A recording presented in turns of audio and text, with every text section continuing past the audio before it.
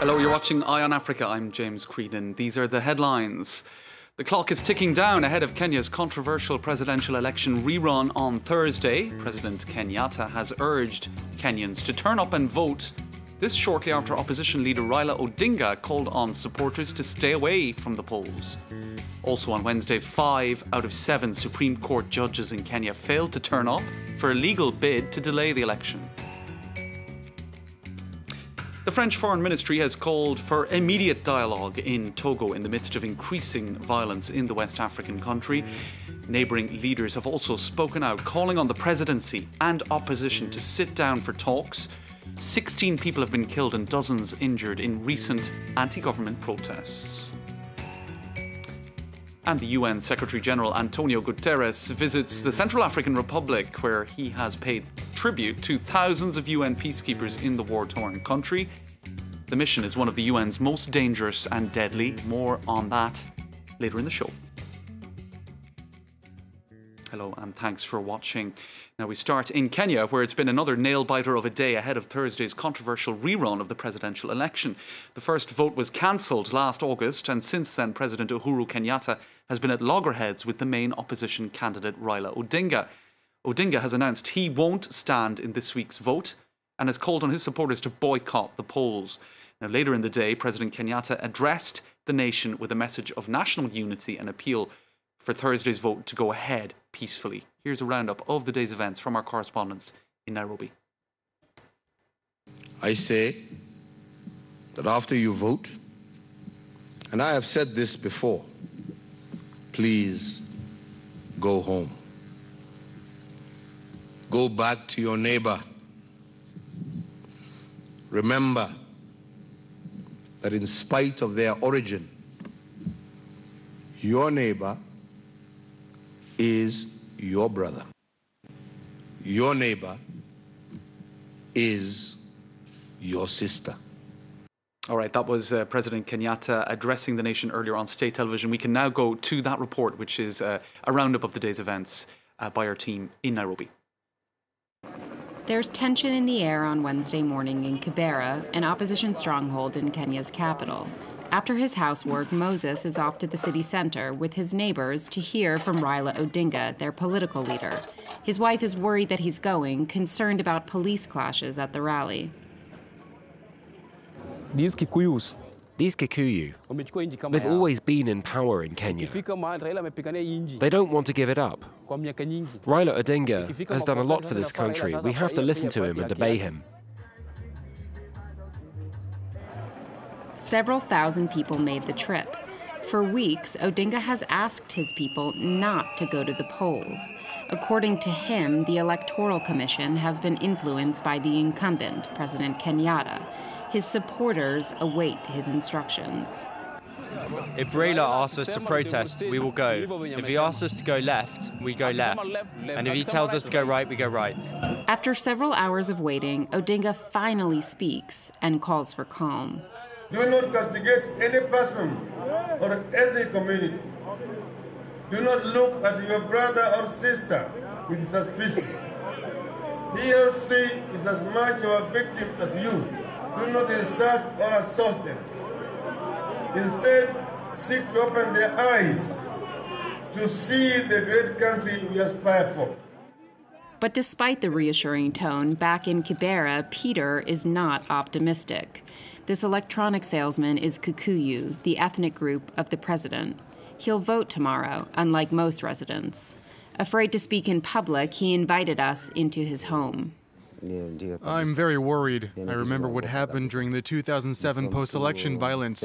I hope that the government will ensure our safety so that we can vote and not relive the same situation. Since August 8th, protests have killed more than 33 people, according to Human Rights Watch. Ahead of the new poll, Kenya is on edge, hopeful that the violence will not continue. Now, earlier we spoke to Carolyn Thompson in Nairobi. I started by asking her about the failure of 5 out of 7 Supreme Court judges to turn up and decide on a legal bid to delay Thursday's vote. We don't know exactly what happened, but there are several theories from the opposition. The first is that the government declared today a public holiday, and some people feel that maybe that was an encouragement to try to make sure that the judges were not easily accessible to the court so that they could hear this petition.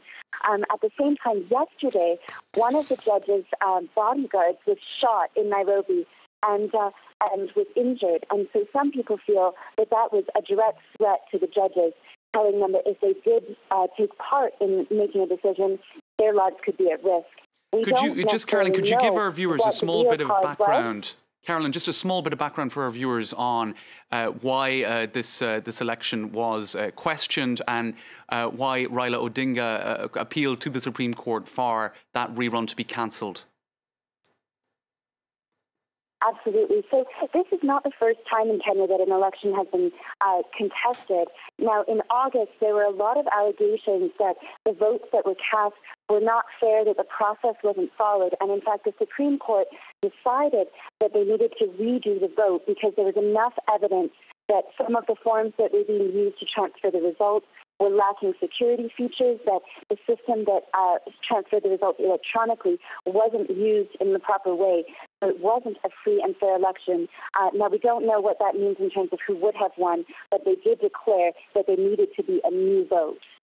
Now, Caroline, just very quickly, how do you expect, from observing things as they've been evolving since that August vote was cancelled, how do you expect Thursday's vote to go? We've had Raila Odinga calling for a boycott. We've had the President appealing for calm. What do you think we can expect in the next few hours as that vote gets underway? Yeah, so the situation is very tense at the moment. There are some people who really feel that they just want this to be over. It's greatly affected Kenya's economy. A lot of people are feeling unsafe. At the same time, the opposition supporters really feel that this first election was not free and fair, and they fear that this will be the same way. They are expected not to vote, and there could be protests, although the opposition leader has asked them not to do public protests. At the same time, people who want to vote are fearing to go out because they fear that if they have a mark on their finger that indicated they cast their vote, they could be at risk by people who are not happy that other people are taking part in this election. So at this point, it's hard to say what will happen, but what we do know is the situation remains very tense, and we'll just have to see. Thank you. Now, the UN General Secretary Antonio Guterres has arrived in the Central African Republic to assess the country's fragile security situation as violence between militias threatens to intensify. The UN has a force of some 12,500 troops and police on the ground in Central African Republic to help protect civilians and support the government of President Faustin Archange Touadéra. Speaking to France 24, Guterres appealed to all sides in the country to work together in a search for a political solution.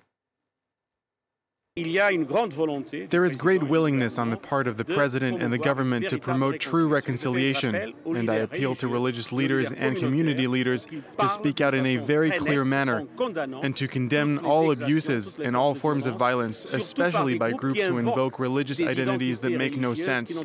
Muslims and Christians must live together. There is no reason to oppose them.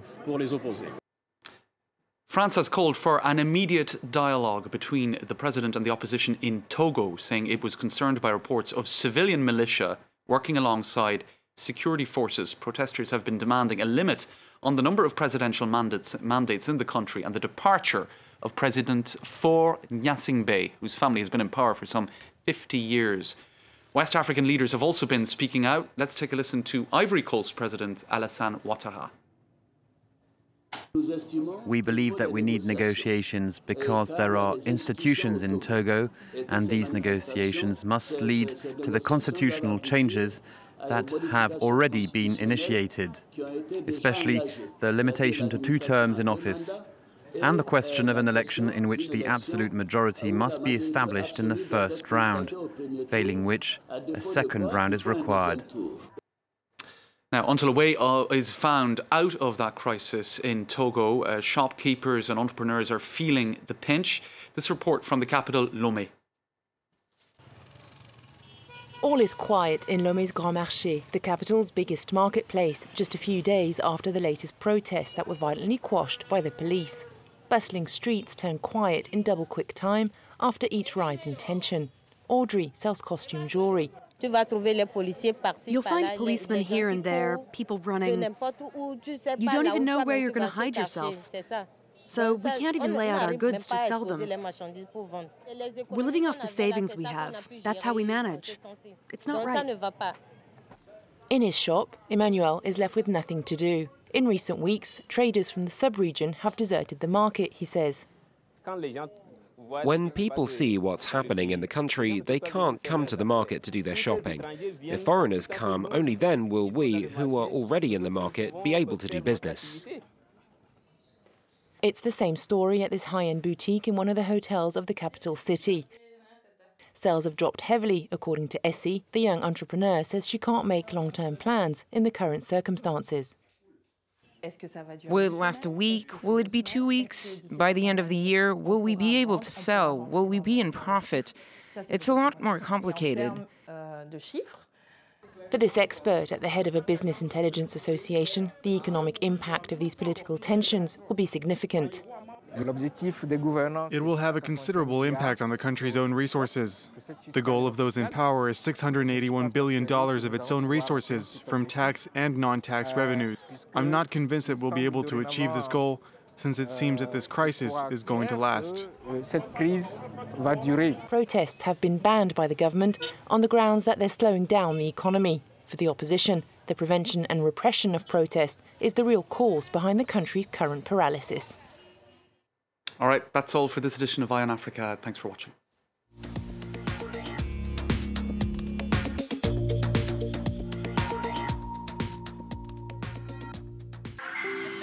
Encore, presented by Eve Jackson. How do artists and writers see the world?